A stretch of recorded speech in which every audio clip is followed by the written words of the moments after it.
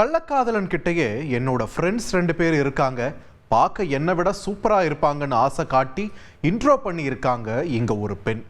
அடடா, buy one get two ஆஃபரா இருக்கேன்னு ஆர்வமா போன மின்வாரிய ஊழியருக்கு ஹெவி வோல்ட் ஷாக் அடிச்ச சம்பவம் தான் இது.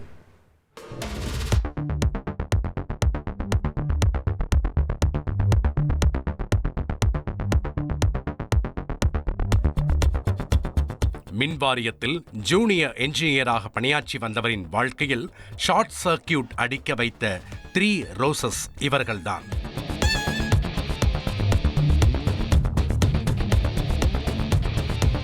கோடை காலத்தை குதூகலமாக கொண்டாடலாம் என 1000 வாட்ஸ் பல்பை போல் பல்லிழித்து லட்சக்கணக்கில் பணத்தை சுருட்டியிருக்கிறார்கள்.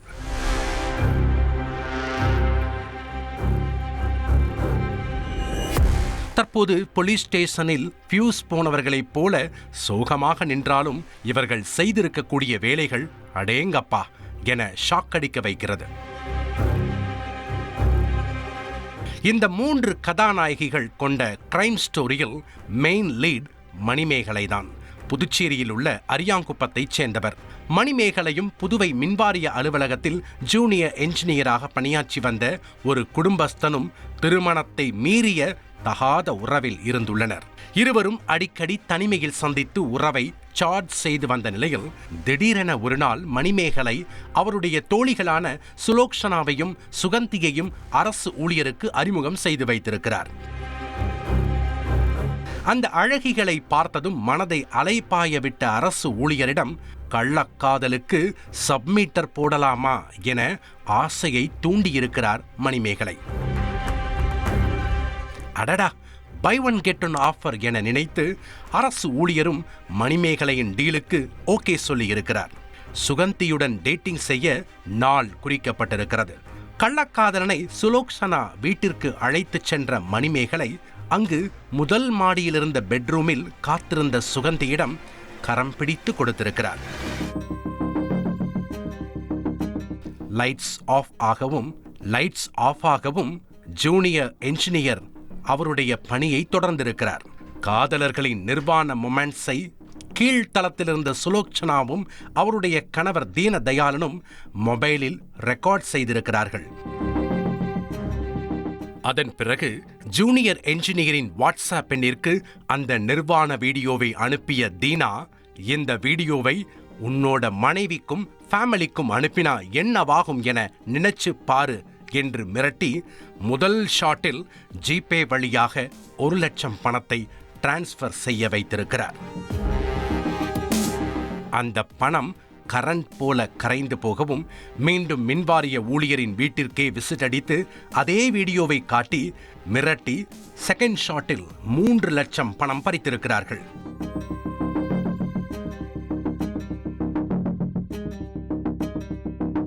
சல்லாப எண்ணத்தால் சேவிங்ஸ் மொத்தமும் பறிப்போய் விட்டதென அந்த அரசு ஊழியர் மணிமேகலையிடம் மனமுருகி கண்ணீர் வடித்திருக்கிறார். தனக்கும் நடந்த ஹனி டிராப்புக்கும் சம்பந்தமே இல்லை என்பது போல ஆக்ட் விட்ட மணிமேகலை கள்ளக்காதலனுக்கு ஆறுதல் கூறியிருக்கிறார். காதலனின் நிர்வாண வீடியோவை டெலிட் செய்து பிரச்சனைகளை ஷட் டவுன் செய்வதற்கு மேற்கொண்டு 2 லட்சம் பணம் கொடுக்கும்படி கேட்டிருக்கிறார்.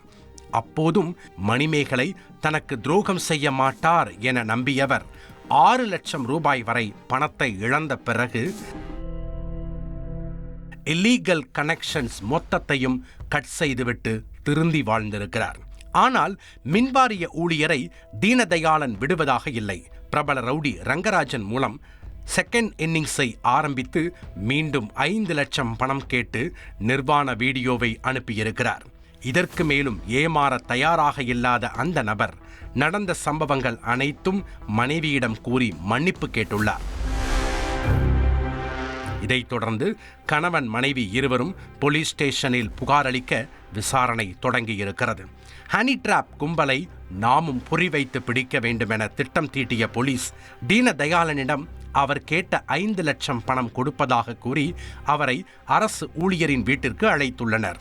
மகாலட்சுமியின் கையால் பணம் வாங்கினால்தான் பணமழை கொட்டும் என நம்பிய தீனா அவருடைய மனைவி சுலோக்ஷனாவை அனுப்பி வைத்திருக்கிறார்.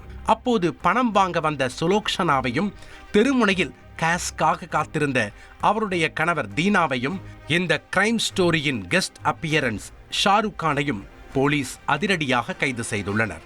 பிடிப்பட்டவர்களிடம் மேற்கொண்ட விசாரணையில் இந்த மாஸ்டர் பிளானுக்கு மணிமேகலை தான் மெயின் ஸ்விட்ச் என்பது தெரிய வந்திருக்கிறது. தன்னுடைய கள்ளக்காதலனிடம் காசு கரண்ட் மாதிரி ஓடுது, 20 லட்சம் வரைக்கும் டார்கெட் பண்ணலாம் என மணிமேகலை தான் அனைவருக்கும் ஸ்கெட்ச் போட்டு கொடுத்திருப்பது விசாரணையில் உறுதியாகி உள்ளது. நடந்த சம்பவம் தொடர்பாக வழக்கு பதிவு செய்த போலீசார் main lead Manimegalai, glamour role Suganthi, character artist Sulochana மற்றும் அவருடைய கணவர் தீனதயாளன், கிளைமேக்ஸ் அப்பியரன்ஸ் ஷாருக் கான் ஆகிய 5 பேரையும் கைது செய்து மேலும் தீனதயாளனின் நெருங்கிய நண்பரான பிரபல ரவுடி ரங்கராஜ் என்பவரையும் வலைவீசி தேடி வருகின்றனர். பிடிப்பட்டவர்களிடமிருந்து 3 லட்சம் ரூபாயை பறிமுதல் செய்திருப்பதாக காவல்துறையினர் தெரிவித்துள்ளனர். மேலும் பிரபல ரவுடி ரங்கராஜன் கைதான பிறகே இந்த 3 ரோசஸ் கணவர்களின் துணையோடும் ரவுடிகளின் துணையோடும் இன்னும் எத்தனை தாராள பிரபுக்களிடமிருந்து பணம் பறித்திருக்கிறார்கள் என்கிற உண்மை தெரிய வரும். கஞ்சா வழக்கில் கைதான சகோதரர்கள் நீதிபதியை கொல்லுவோம்னு நீதிமன்றத்திலேயே பகிரங்க கொலை மிரட்டல் விடுத்திருக்காங்க. 22 வருஷமா நடக்கும் பழிக்கு பழி கொலைகளின் எதிரொலிதான் இந்த கப்பீஸ்களின் கூச்சல்.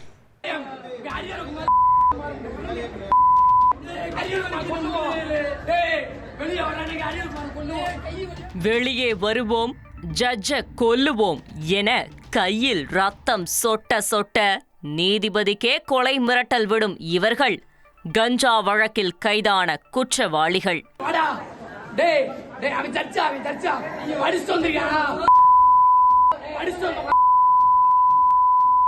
நீதிமன்றத்தில் உள்ள ஜன்னல் கண்ணாடிகளை உடைத்து அராஜகத்தில் ஈடுபட்டதோடு ஆபாச வார்த்தைகளால் போலீசாரையும் வழக்கறிஞர்களையும் வசைபாடி காவல்துறையினரை தாக்கி இருக்கிறார்கள்.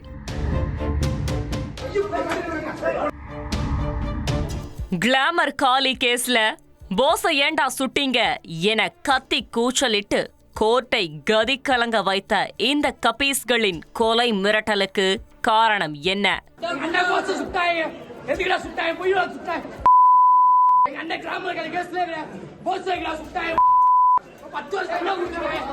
கடந்த 2024ஆம் ஆண்டு மார்ச் மாதம் 7ஆம் தேதி மதுரை வில்லாபுரம் கிழக்கு தெரு முனியாண்டி கோவில் அருகே உள்ள கருவேலங்காட்டுக்குள் கஞ்சா கடத்தப்படுவதாக கீரைத்துறை போலீசாருக்கு ரகசிய தகவல் வந்திருக்கிறது.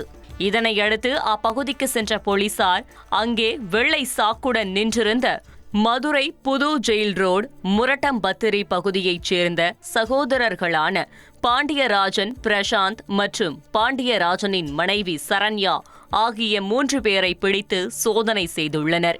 அப்போது அவர்கள் 25 கிலோ உலர் கஞ்சா இலைகளை பதுக்கி வைத்திருந்தது தெரிய வந்திருக்கிறது. பின் அவர்களிடம் விசாரித்தபோது மதுரை காமராஜபுரம் பகுதியைச் சேர்ந்த பிரபல ரவுடியான வெள்ளைக்காளியின் அண்ணன் மகன் சண்முகவேலு இரவு நேரத்தில் வந்து 25 கிலோ கஞ்சாவை வைத்திருக்குமாறு கொடுத்ததாக தெரிவித்துள்ளனர். மேலும் அந்த கஞ்சாவை ஆந்திராவில் இருந்து வாங்கி வந்ததாகவும் அதன் பிறகு திருச்சியில் கஞ்சா வழக்கில் சண்முகவேலு கைதாகி சிறைக்கு சென்று விட்டார் என்று கூறியுள்ளனர். இதனைத் தொடர்ந்து பாண்டியராஜன், அவரின் மனைவி சரண்யா மற்றும் சகோதரர் பிரசாந்த் ஆகிய 3 பேரையும் கைது செய்தனர்.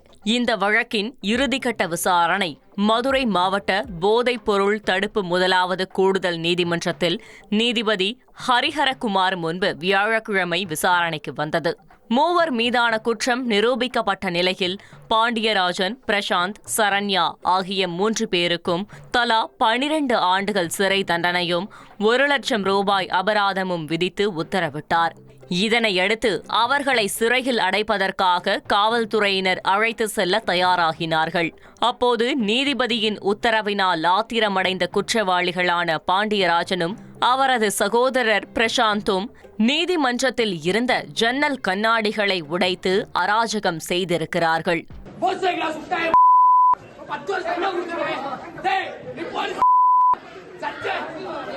கண்ணாடி சில்லுகள் கையில் கிழித்து இருவருக்கும் ரத்தம் சொட்டி இருக்கிறது. ஆனால் அதையெல்லாம் பொருட்படுத்தாமல் கஞ்சா கேஸுக்கு 10 வருஷமா என கூறி நீதிபதி ஹரிஹரகுமாருக்கு அவர்கள் பகிரங்கமாக கொலை மிரட்டல் விடுத்தனர்.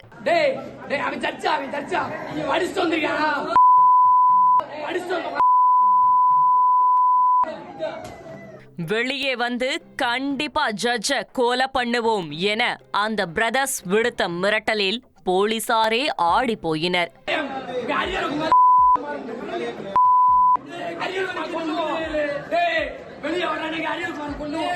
பின்கை விலங்கு போட வந்த போலீசாரை அந்த பிரதர்ஸ் காலில் எட்டி உதைத்து தாக்கியது எல்லாம் பொறுத்துக்கொள்ள முடியாத ஒன்று.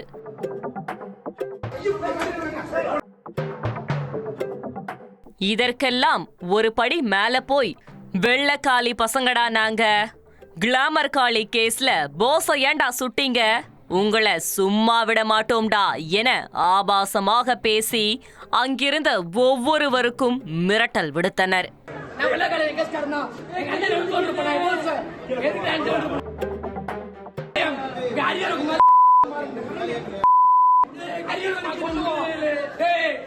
நீதிமன்றத்தில் இருந்து கொண்டே நீதிபதிக்கு கொலை மிரட்டல் விடுக்கும் அளவிற்கு துணிச்சலா ஒரு கஞ்சா கடத்தல் குற்றவாளி இத்தனை பகிரங்கமாக மிரட்டல் விட காரணம் என்ன என்று அலசிய போதுதான் பெரிய கேங்வார் இதன் பின்னால் மறைந்திருப்பது தெரிய வந்திருக்கிறது. குருசாமி தரப்புக்கும் வெள்ளைக்காளி தரப்புக்கும் இடையே நடக்கும் மோதலில் ஒன்றல்ல இரண்டல்ல 22 பழிக்கு பழி கொலைகள் அரங்கேறி மதுரையை அலறவிட்டிருக்கிறது. 2003 தொடங்கிய இந்த வார் இன்றும் ஓயாமல் தொடர்ந்து கொண்டுதான் இருக்கிறது. இதில் 22வது கொலையாக சமீபத்தில் கிளாமர் காளி என்ற காளீஸ்வரன் வெட்டி கொல்லப்பட்டார்.